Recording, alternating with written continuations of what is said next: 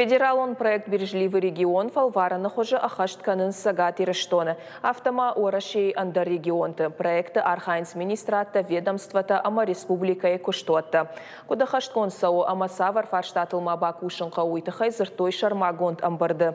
Ражамындын лавартах и сауады шардары хадивак фадзайты ахшарбек. Яны хаштамгашка проекты бынатон хиюна фаяды аппаторгантана Архайнс. Уйтыхай бахашкота куттагма аркашын. Амткайрайшкай «Бережливый регион» жағға проект хоржырдам каяхады уман авдишанеш зауджи қауывагатта салсаканын жавод. Уйруаджи куштуат я ифтунгад шногеш наридаган шакуш тражмасауы.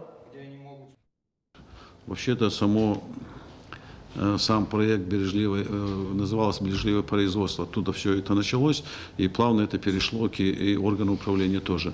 И в системе управления также можно добиваться высоких результатов, повышения эффективности, оптимизация неэффективных процессов и так далее. Это очень важно. Даже на своем рабочем месте даже чиновник может многое совершенствовать в своей работе и повысить КПД. Хотя многие не понимают, чем это, какую пользу принесет. Поэтому для того, чтобы это понимать, нужно, наверное, вникать.